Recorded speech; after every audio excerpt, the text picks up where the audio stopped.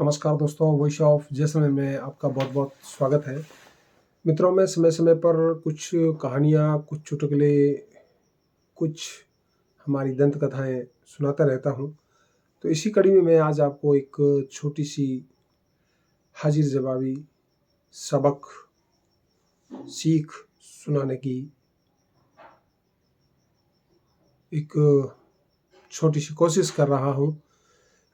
तो मित्रों, यह मेरे गांव का किस्सा है, हकीकत का किस्सा है। दो महाजन थे, दोनों भाई थे। एक ताऊ का बेटा था और एक छोटा चाचा का लड़का था। आपस में चाचा ताऊ के भाई थे और बड़े एक दूसरे का रेस्पेक्ट भी करते थे। और गांव में सामाजिक समारोह हो या धार्मिक कार्य या कोई सरकारी कार्य हो जिसमें कहाँ धन लगाना है या किसी की मदद करनी है तो कहीं हिचकिचाते नहीं थे। लेकिन एक दिन अचानक कुछ ऐसा घटनाक्रम हो गया, तो मैं वही किस्सा आपको सुनाने जा रहा हूँ। दो भाई थे, मैं दोनों के नाम है वह काल्पनिक लूँगा। तो बड़े भाई को हम मूलचंद कह देते हैं और छोटे भाई को हम मगराज कह देते हैं। तो दोनों भाई एक दिन बैठे थे गांव में। वातावरण ऐसा बना हुआ था कि भाई शिक्षा का यहाँ पर कोई व्यवस्था नहीं है। एक बढ़िया स्कूल हो जाए अच्छी, तो बच्चों का शिक्षा का क्षेत्र सुधर सकता है। तो बड़े भाई ने छोटे भाई को कहा कि तुम स्कूल बना दो। तो उसने कहा ठीक है, हाँ बना देंगे। तो जो भी पैसा लगे स्कूल बना देना है, बाकी कुछ नहीं करना है, स्कूल बना के गांव को सुपुर्द करनी है अपने को।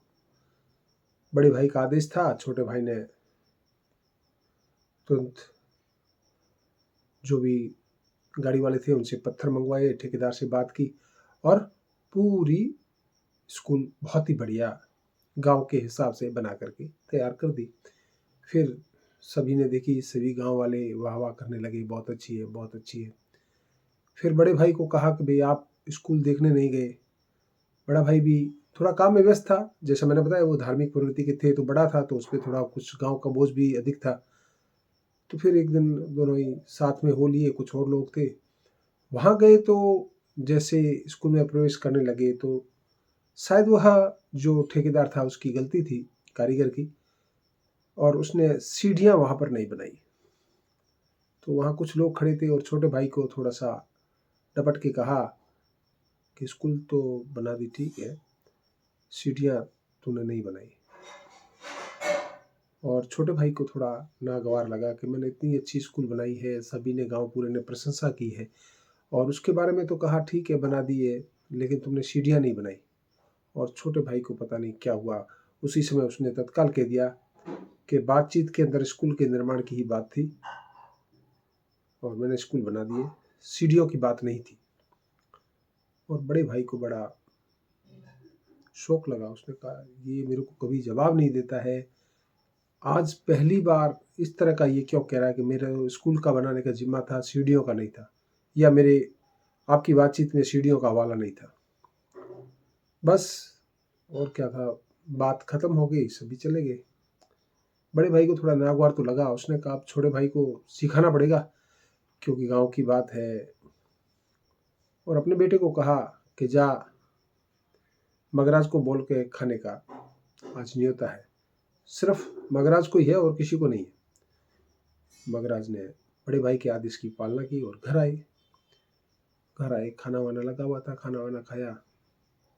सभी को कह के रखा था कि जब तक मैं कुछ ना बोलूं कभी किसी को कुछ लाना वगैरह नहीं है, मैं ही पूछूंगा मगराज को क्या लाना है और क्या नहीं लाना।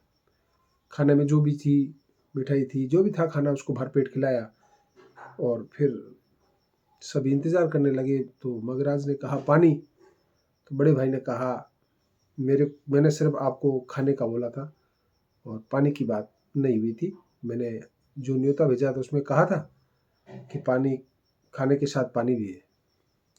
बस उतनी सी बात थी और मगराज को बात समझ में आ गई कि मैंने कुछ लोगों के बीच मेरे बड़े भाई को तुनक मिजाजी में कह दिया। स्कूल की बात थी, सीढ़ियों की बात नहीं थी।